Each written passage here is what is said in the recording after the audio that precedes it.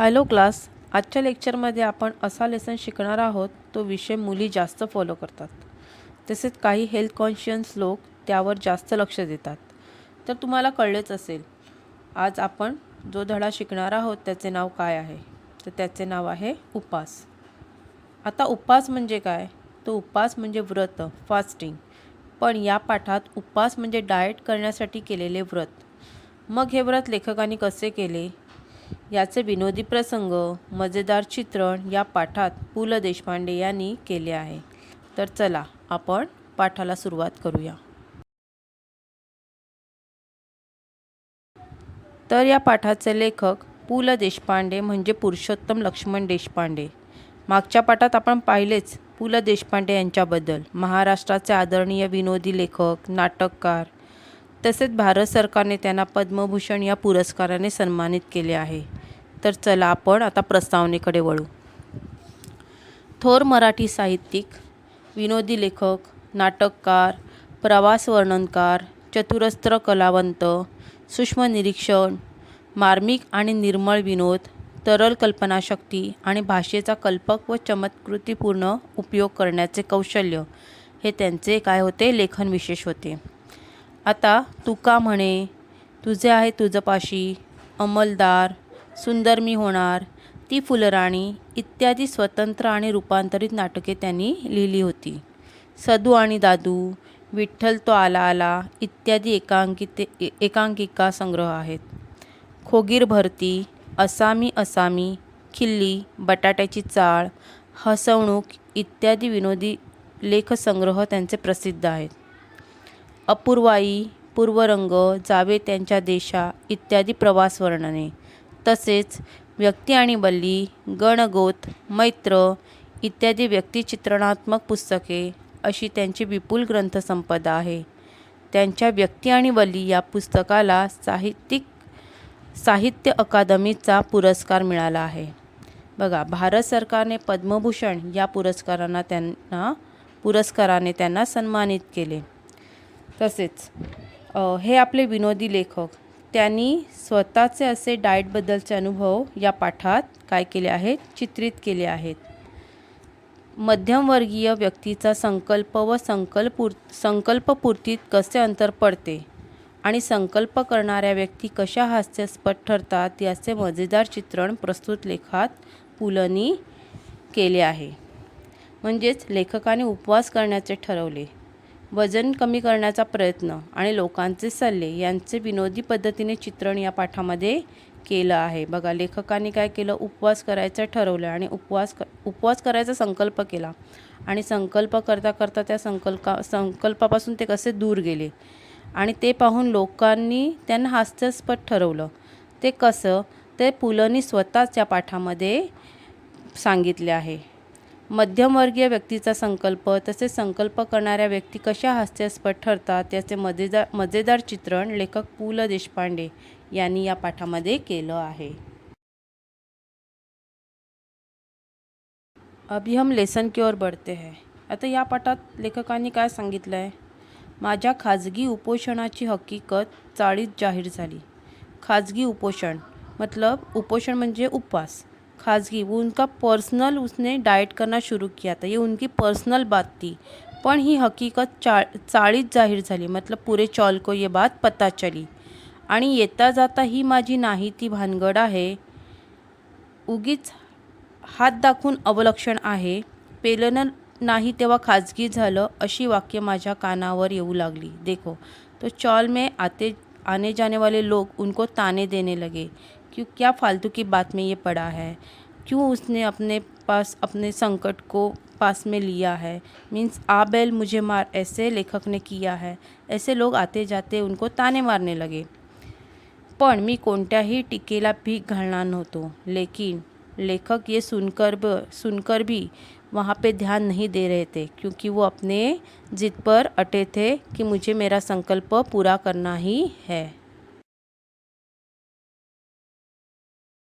अभी लेखक ने यह संकल्प क्यों किया?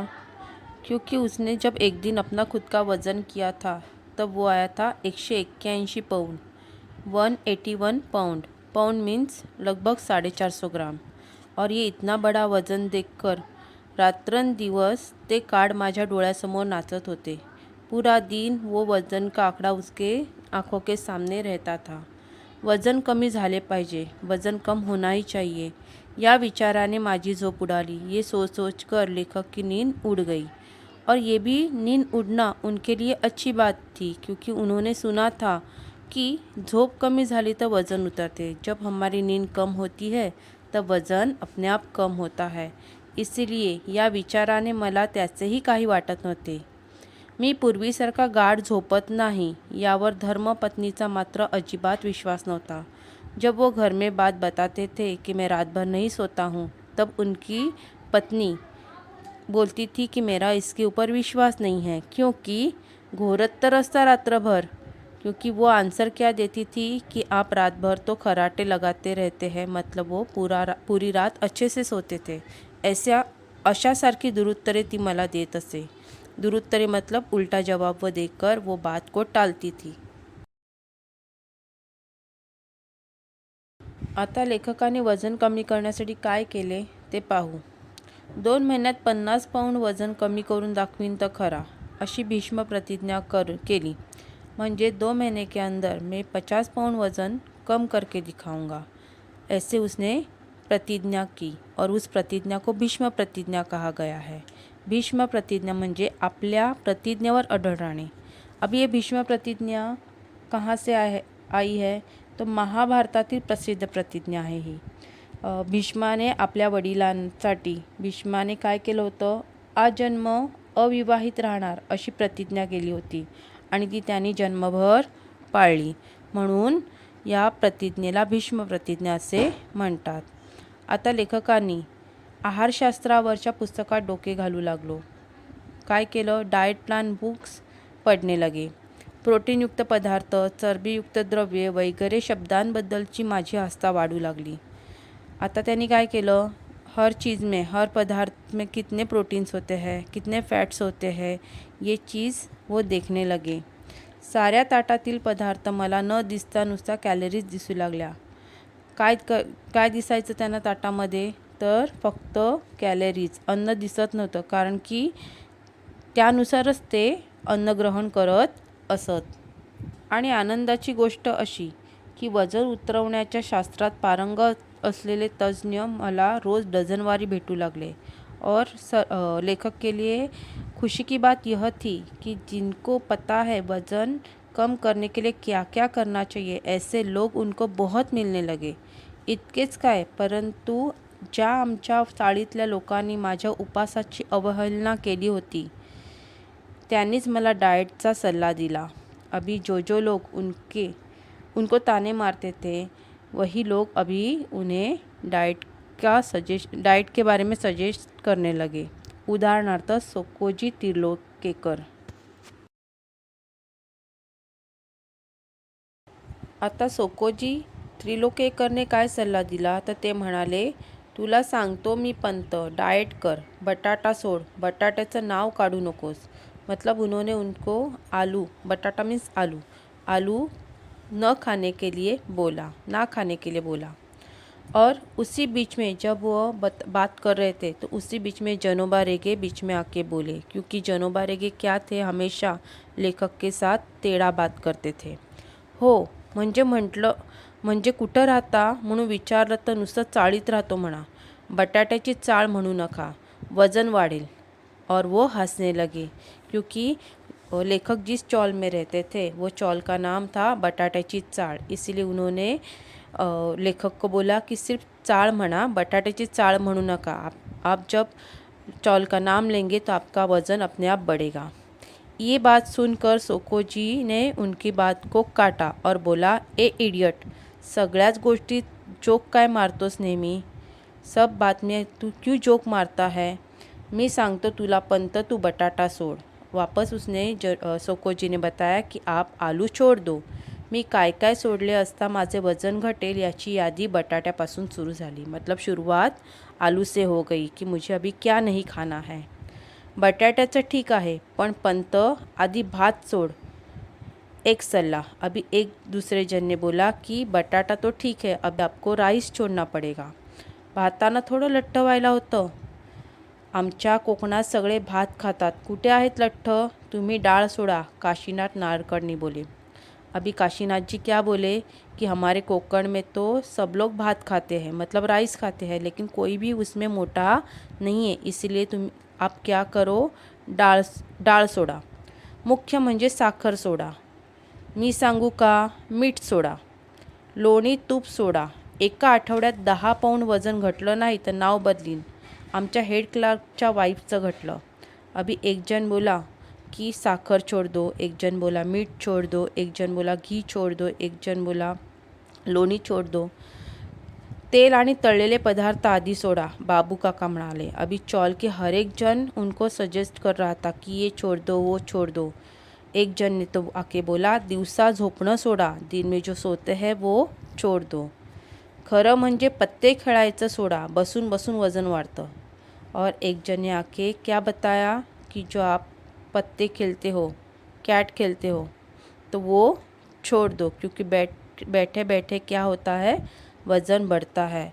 ऐसे ही चौल के सब लोगों ने लेखकांना काय दिला, डाएटबद्दलचा सल्ला द्यायला सुरुवात केली. चाळीतल्या सर्व लोकांचे सल्ले ऐकून लेखकांनी आपल्या मनाचेच करायचे ठरवले.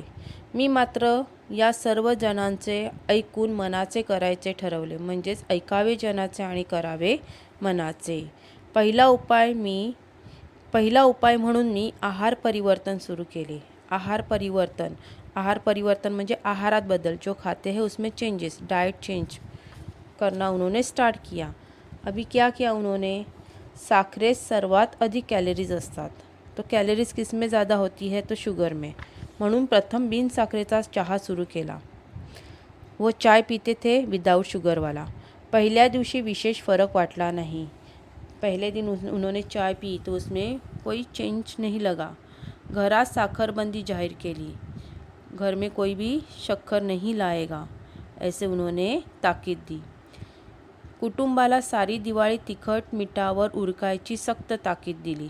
कुटुंब म्हणजे त्यांची बायको मीन्स वाइफ. उन्होंने बताया कि ये दिवाली में सिर्फ नमकीन बनेगा, कोई मीठी चीज़ नहीं बनेगी.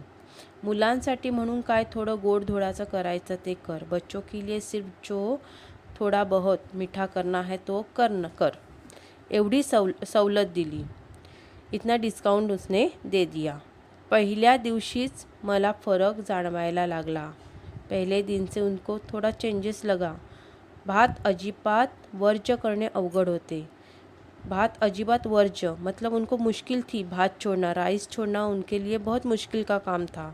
म्हणून फक्त पहिला भात आणि ताकभात ठेवून मधला भात वर्ज्य केला. मतलब लेखक खाना खाने के लिए 3 बार राइस लेते होंगे, तो इसमें से पहला खाते थे, लास्ट का खाते थे और बीच का नहीं लेते थे. नुसती उकडलेली पालेभाजी खाणं कसे जमणार, हा विचार किती पोकळ होता. सिर्फ बॉइल्ड लीव्स कैसे खाएंगे, ये सोचकर ही लेखक को टेन्शन आता था. याचा अनुभव ती खाल्ल्यावर आला. आणि नेहमीच्या भाजीत ही निराळे काय करते याचा अजूनही अंदाज आला नाही.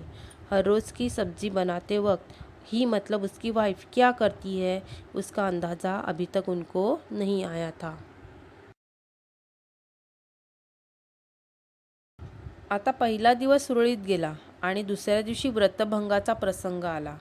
पहला दिन अच्छे से गया, जो भी डाइट के रूल्स थे वो फॉलो किए. लेकिन दूसरे दिन क्या हुआ, व्रतभंगाचा प्रसंग आला. पहिल्या दिवशी निम्म्याहून अधिक कचेरीला माझ्या वजन घटवण्याच्या व्रताची वार्ता गेली होती. पहले ही दिन क्या हुआ था, निम्म्याहून अधिक, आधे से ज़्यादा लोगों को लेखक डाइट पे है, डाइटिंग लेखक ने शुरू की है, ये बात ऑफिस में पता चली. परंतु दुसऱ्या दिवशी आमच्या अण्णा नाडगौडाला प्रमोशन मिळाल्याची वार्ता आली. आता दुसऱ्या दिवशीच काय झालं, उनका एक स्टाफ था अण्णा नाडगौड़ा करके, उनको क्या मिला था, प्रमोशन. और वो बात ऑफिस में पता चली आणि त्याने साऱ्या सेक्शनला पार्टी दिली और उसने प्रमोशन के खुशी में पूरे सेक्शन को पार्टी दी. कॅन्टीनच्या आचार्याने तर माझ्या डाएटवर सूड घ्यायचा असे ठरवून पदार्थ केले होते. डाएटवर सूट म्हणजे आता डाएट माझं मोडणार. कोण? तर आचारी. का? कारण की आचार्यांनी काय केलेलं? बहुत अच्छे अच्छे पदार्थ बनाए थे. बरे, न खावे तर अण्णा नाडगौडाला वाईट वाटणार. नहीं खाएंगे तो अन्ना नाडगौड़ा को बुरा लगेगा. मतलब एक तरफ से लेखक को खाना भी है और एक तरफ से वो पदार्थ नहीं भी खाना है. बिचारा 6 वर्षांनी एफिशियन्सी बारच्या जाळ्यातून बाहेर पडला होता. 6 साल के बाद क्षमता से वह 6 साल के बाद उसको प्रमोशन मिला था. आचार्याने मिठाईत साखर न घालता साखरेत मिठाई घालून आणली होती. मतलब लेखक बता रहे कि वो आचार्य ने इतनी मीठी मिठाई बनाई थी कि जैसे मिठाई साखर घातली नव्हती तर साखरेत त्यांनी काय घातली होती? मिठाई घातली होती. घासा घासा गणित सहस्त्रावधी कॅलरीज पोटात चालल्या होत्या. घासा घासा गणित मतलब वो लेखक गिन रहे थे. हर एक निवाले के साथ उनका सहस्त्रावधी मतलब 1000 कैलोरीज अपने पेट में जा रहे थे. इसकी गिनती लेखक कर रहे थे. त्यामुळे खाल्लेले गोड लागत नव्हते. जो खा रहे हैं वो मीठा नहीं लग रहा था. बटाटे वडे होते म्हणजे आणखीन कैलोरीज. बटाटे वडे खाए, उसमें क्या थे? और भी कैलोरीज थे. चिवडा कैसा था? अस्सल वनस्पतीतला. त्यामुळे आणखीन कॅलरीज आणि एवढे सगळे हादडून शेवटी भज्यांशिवाय पार्टी कसली? इतना खाने के बाद वापस लास्ट में पकोड़े के बिना पार्टी कैसी? या भिकोबा मुसळ्यांच्या टोमण्यामुळे नाडगौडाला स्पेशल भज्यांची परत ऑर्डर दिली. अभी क्या हुआ? लास्ट में भिकोबा मुसळे थे, उसने नाडगौड़ा को उकसाया कि पकोड़े की बिना पार्टी कैसी? तो वो सुनकर वापस नाडगौड़ा ने काय केलं? पकोड़े की ऑर्डर दे दी. शेवटी मला राहावे ना. भज्यांची 6वी प्लेट उडवल्यावर मी अत्यंत केविलवाण्या स्वरात सध्या मी डाएटवर असल्याचे सांगितल्यावर सर्वांनी मला वेड्यात काढले. लास्ट में इतना खाने के बाद लेखक ने बोला कि अभी मैं डाइट पर हूँ. ये जब बात ऑफिस वालों ने सुनी तब उन्होंने उसको पागल ठहराया. अरे पंत, खाण्याचा आणि वजनाचा काय संबंध? भिकोबा मुसळे म्हणाला. भिकोबाजी क्या बोले कि खाने का और वजनाचा काही संबंध नहीं है. अभी वो खुद की बात बताने लगा. मी बघ 21 गुलाबजाम खाल्ले, एवढंच काय? आपण तर आयुष्यात एक्सरसाइज नहीं केला. अभी वो क्या बता रहे हैं? मैंने अभी कितने गुलाब जामुन खाए? तो 21. और मैंने कभी भी एक्सरसाइज नहीं किया है. अभी वो आगे क्या बता रहे हैं? लेखक मोटे थे, उनका मोटापन वो कुंडली के साथ कंपेयर कर रहे थे. तुझी कुंभ रास नि कुंभ लग्न आहे. कुंडली में यह लिखा था कि कुंभ मतलब एक्वारियस. नुसता वायू भक्षण करून राहिलास तरी तू असाच जाड्या राहणार. तूने सिर्फ हवा भी खाई तो भी तू ऐसा ही मोटा रहेगा, क्योंकि तेरी रास कौन सी है? कुंभ. लठ्ठपणा काय आपल्या हातात आहे? नॉनसेन्स, जगदाळे ओरडला. रनिंग कर रोज. अभी ये बात जगदाळे को अच्छी नहीं लगी, इसलिए उसने क्या बोला? नॉनसेन्स. उसकी बात उसने काट दी और बोला रनिंग कर रोज. रनिंगपेक्षा देखील दोरीवरच्या उड्या मारा. बरं का पंत, माझ्या सिस्टरचं वेट 40 पाउंड उतरलं दोरीवरच्या उड्यांनी. कुमारी कमलिनी केंकरे म्हणाली. अभी बीच में केंकरे जी क्या बोली कि रनिंग से ज़्यादा आप स्किपिंग करो. स्किपिंग से वेट तुरंत उतरता है. मेरे सिस्टर का वेट 40 पाउंड उतरलं. शेवटी सर्वांच्या मते मी सकाळी रनिंग करावे आणि संध्याकाळी दोरीवरच्या उड्या माराव्यात असे ठरले आणि मी 7व्या बशीतले भज्जे उचलले. अभी उन्होंने लास्ट में अपना टाइम टेबल सेट किया कि सुबह में क्या करूँगा? रनिंग करूँगा और शाम को स्किपिंग करूँगा. और जब उनको थोड़ी राहत मिली तब उन्हें जो 7वीं प्लेट आई थी उसमें से उसने पकोड़ा उठाया. आता लेखकाला चाळीतून मिळालेले आणि तसेच ऑफिसमधून मिळालेले सल्ले पाहिले. आता आपण कुटुंबाकडून मिळणारी मजेदार मदत बघणार आहोत. कुटुंबाचा मात्र माझ्या डाएटच्या बाबतीतला उत्साह अवर्णनीय होता. कारण रोज काही चमत्कारिक पदार्थ माझ्या पानात पडायला लागले. उनकी वाईफ, कुटुंब म्हणजे त्यांची पत्नी. ही पत्नी काय करायची? हर रोज उनको चमत्कारी कुछ अलग अलग पदार्थ खिलाती थी। एके दिवशी नुसती पडवळ उकडून तिने मला खायला दिली। एक दिन उसने सिर्फ स्नेक गार्ड उबालकर दिए। शेवग्याच्या शेंगा म्हणजे ड्रमस्टिक, पडवळ, भेंडी, चवळीसारख्या शेंगा वगैरे सडपातळ भाज्यांचा खुराक तिने चालू केला। सड़पातळ भाजा मतलब दुबली पतली जो सब्जी होती है, ऐसी दुबली पतली सब्जी वो उन्होंने उबाल कर देना, लेखक को उबाल कर देना शुरू किया। कोबी, कॉलीफ्लावर वगैरे बाळसेदार मंडळींची स्वयंपाकघरातून हकलपट्टी झाली। जो मोटी मोटी सब्जी थी उसको लगता था जैसे मोटी सब्जी खाएंगे तो और भी मोटापन आएगा, ऐसे सब्जी को उसने किचन में से निकाल दिया। सकाळचा चहा देखील सुरुवातीला होता तसा राहिला नाही। सुबह का जो चाय थी, सुबह की चाय पहले जैसी थी वैसे नहीं थी। बिन साखरेचा चहा इतका कडू लागत असे अशी यापूर्वी कधीच कल्पना आली नाही मला। बिन साखर बिन शुगर वाला चाय उनको इतना कड़वा लगेगा वो उसने कभी इमेजिन ही नहीं किया था। अभी वो सोच में पड़ गए थे। क्यों सोच में पड़ गए थे? क्योंकि जैसे उसने डाइट शुरू किया था तो तब भी वह बिन शुगर का ही चाय पीते थे, लेकिन वो इतना कड़वा नहीं था। अभी क्यों कड़वा लग रहा है, ये इसके लिए उसने वाइफ से बात करना स्टार्ट की।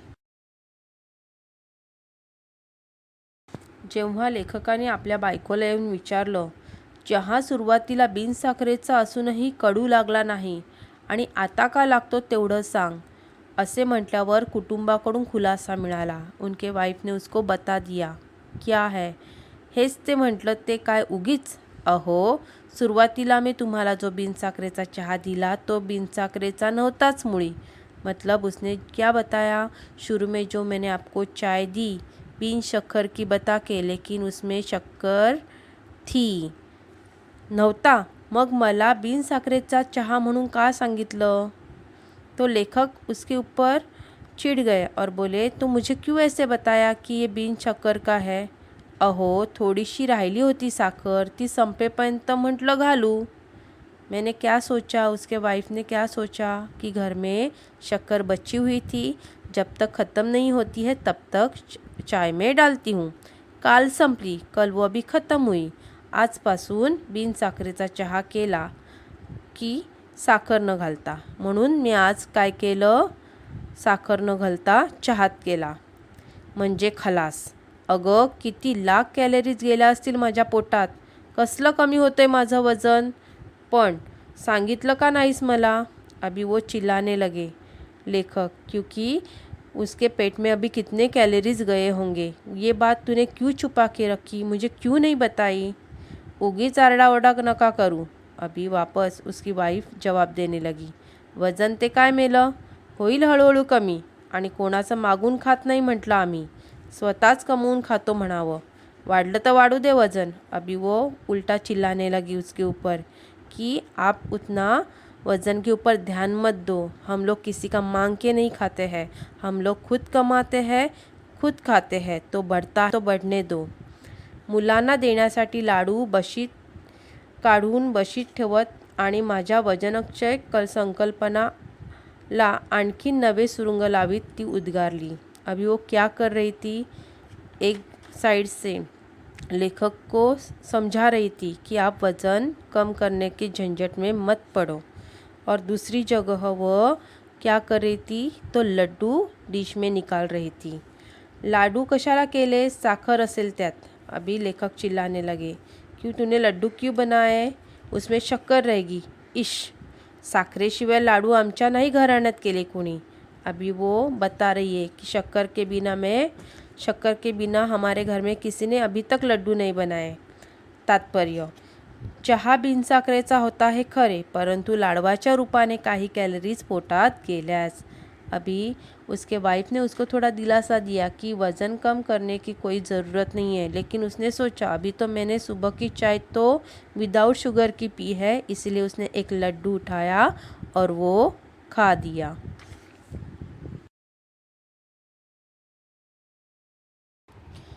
तो बच्चों, अभी तक पूल देशपांडे जी के उपास इस पाठ में हमने उनके खुद के डाइट के बारे में बताए गए अनुभव को देखा। और तभी निर्माण हुए मज़ेदार किस्सों को भी देखा। अब हम इसी पाठ के अगले लेक्चर में लेखक के ऐसे ही मज़ेदार अनुभवी किस्सों के बारे में देखेंगे। तो इसलिए बच्चों, घर पर रहो, पढ़ते रहो और सुरक्षित रहो।